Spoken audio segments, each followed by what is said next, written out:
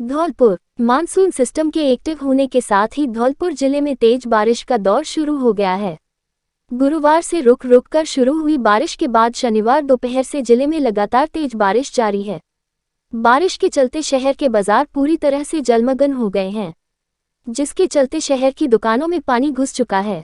जिला मुख्यालय की संतर रोड, जगन तिराहा सहित निचली कॉलोनी में बाढ़ जैसे हालात बने हुए हैं।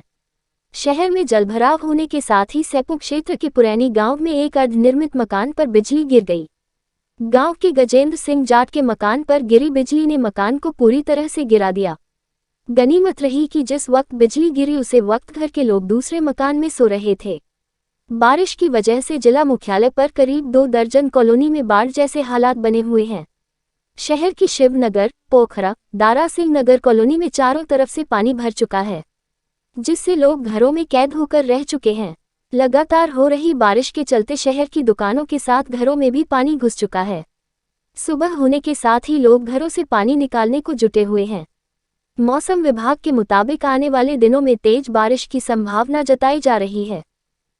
भाई घर की हालत बिल्कुल बहुत ख़राब हो गई है। पानी रोज आए दिन आता है और पूरा व्यवस्था बिल्कुल नहीं है। सीवर लाइन बिल्कुल बंद पड़ी हुई है, पानी निकलता नहीं है। पूरे घर में पानी भरा हुआ है। नगर परिषद को ध्यान नहीं दे रही है इस बात पे। और हमारे साथ फ्रिज वगैरह, बेड, पलंग, सब सोफा सब खराब हो गए सब बिल्कुल। और पूरे घर में बिल्कुल आप देखें किस तरह पानी भर जाता है और बहुत ज़्यादा परेशान है। सरकार से विनती है कि सर और बिल्कुल ज़रा कुछ ध्यान दें और बिल्कुल नालों की और सीवर लाइन की प्रॉपर सफाई करवा कर रखा करें।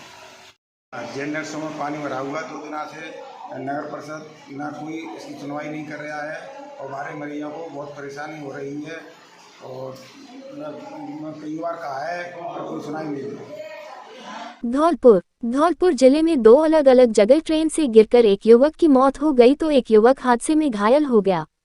घटना के बाद मृतक के शव को मनिया अस्पताल की मोर्चरी में पहचान के लिए रखवाया गया है, तो वहीं घायल का जिला अस्पताल में उपचार किया जा रहा है।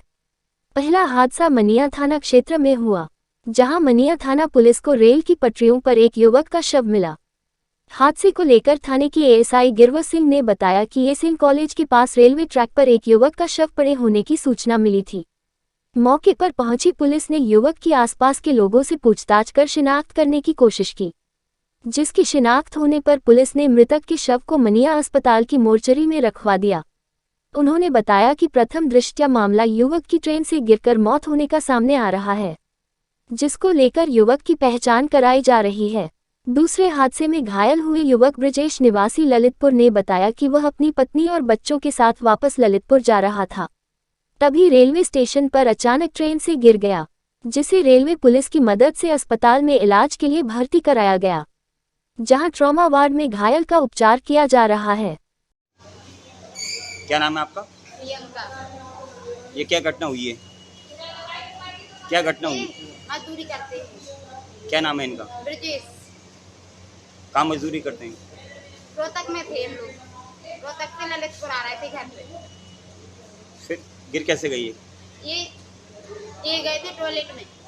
टॉयलेट से आते समय और गेट पे खड़े थे तो भीड़ भाड़ में नींद की वजह से ये गिर गए। पिछले 15 घंटे से हो रही बरसात के कारण लोगों का जनजीवन अस्त व्यस्त हो गया है। वहीं शनिवार देर रात शहर के तलैया मोहल्ले में आकाशीय बिजली गिरने से 3 मकान में दरार आ गई। खैरियत रही कि जान माल का कोई नुकसान नहीं हुआ। मकान मालिकों ने बताया कि शनिवार करीब रात के 11 बजे अचानक एक जोरदार आवाज हुई और हमारे मकान में दरार आना शुरू हो गई। उन्होंने बताया कि हम लोग डर के मारे घर के बाहर आ गए। बरसात होने के बावजूद भी हम 3 परिवारों के लोग पूरी रात भर के बाहर रहे। हमें यही आशंका लग रही थी कि कहीं दरार के कारण हमारे मकान न गिर जाए। मकान मालिकों का कहना था कि हम सरकार से गुजारिश करते हैं कि हमारे नुकसान की भरपाई की जाए। सर कल रात में 11 बजे का टाइम था। रात को बहुत जोरों की बिजली गिरी है, जिसमें देखो हमारे घर के कच्चे मकान दोनों गए और हमारे पक्का वाला मकान भी था उधर की साइड का, वो भी गया। बाहर वाला पोर्शन भी चला गया, बाहर की दीवार चली गई। और इधर देखो सर, इधर ये बाथरूम की देखो पूरी से गिर पड़ी। नीचे देखो आप, बोलो भाई देखो साहब, छोटे छोटे बच्चे हैं इसमें, वो रात को दब गए होते। ये देखो आप। और बताइए आपका नाम? मेरा नाम सर मोहित धाकड़ है। जब बिजली गिरी थी तो पूरा घर वाला गिर गया, हमारा मकान पूरा गिर गया है, वही धरती वाला फट गई है।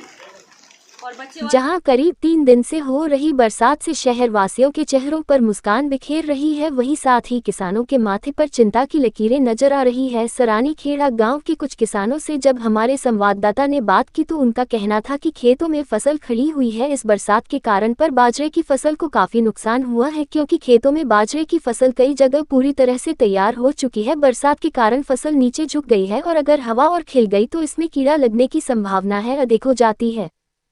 परेशानी तेक है ताला ते ज्यादा सब चारों पर खत्म हो गए, ऐसो खत्म हो गो, नाले नहर सब इतनी पानी भर रहे हैं। क्या करें मत जाए, क्या करें पशु को जगह ना ठाड़े करे, हमन को ठाड़े हुए जगह ना आती। इतनी बारिश है रही है, पानी को कोई हिसाब ना, सब नाले माले सब बंद रह रहे हैं। देखो आए कह रहे काल है रही है, नाले भर रहे हैं, नाले छक भर रहे हैं।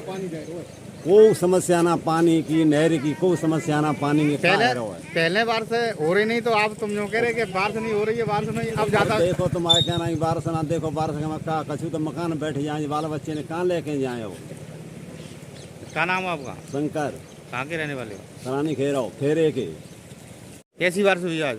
आज बारिश ऐसी हुई है, कल से बारिश हो रही है, कल क्या 2-3 दिन से बारिश हो रही है। और बारिश की ये हालत हो गई है कि अभी इस टाइम सारे जो बाजरा जो ढैचा वैचा जो भी फसल है किसान की, बिल्कुल ज़मीन में लौट गई।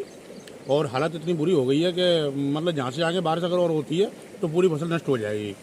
और क्या नाले क्या नहर सब मतलब ये हालत हो रही है, सब ओवरफ्लो हो रहा है इस टाइम पर। ठीक है, जब लोगों के घरों में पानी घुस गया। अगली साल भी ऐसा ये बाजरा का खत्म हो गया तो अब जैसे आगे क्या होने वाला है इस बाजरे का? इस बाजरे का जहाँ से खत्म हो जाएगा और क्या होगा, यहाँ से फसल नष्ट हो जाएगी बिल्कुल। भाई कुछ बाजरे कट गए हैं, कुछ बाजरे पके हुए खड़े हैं, उनमें कंडुआ लग गया, बाजरा मतलब बाल खराब हो गई उनकी। तो चारा भी चारे की भी समस्या बढ़ेगी। हाँ, चारे की समस्या बढ़ेगी, आगे महंगाई बढ़ेगी, क्या नाम है? बाजरा चढ़ जाएगा। मेरा नाम जफर खान है, मैं सरानी खेड़ा से हूँ। धौलपुर जिले में हुई तेज बरसात के बाद रेलवे की पटरियां जमीन में धंस गई। रेल की पटरियों के जमीन में धंस जाने की वजह से कई ट्रेनों के रूट को डाइवर्ट किया गया है। सुबह करीब 8 बजे जेल फाटक के पास किलोमीटर संख्या 1288/34 पर पानी की वजह से पटरी धंस जाने की सूचना मिली थी, जिस सूचना पर रेलवे के अधिकारियों ने मौके पर पहुंचकर मरम्मत कार्य शुरू कर दिया। इस दौरान झांसी से दिल्ली की ओर जाने वाली कई ट्रेनों को ग्वालियर से इटावा होकर डाइवर्ट किया गया है। रेलवे अधिकारियों के मुताबिक पटरियों का रिस्टोरेशन का कार्य लगभग पूरा हो गया है, जिसके बाद सुबह 10:55 पर कर्नाटक संपर्क क्रांति एक्सप्रेस को दिल्ली के लिए रवाना किया गया है। बारिश के चलते रेलवे अधिकारी लगातार नजर बनाए हुए हैं। रेलवे इंजीनियर मोहन मीना ने बताया कि सुबह करीब 3 मीटर पटरी के जमीन में धंस की सूचना मिलने के बाद ही युद्धस्तर पर काम शुरू कर दिया गया था, जिसके लिए ट्रैक के नीचे वुडन, स्टोन और मिट्टी को भरवाकर यातायात सुचारू कर दिया गया है।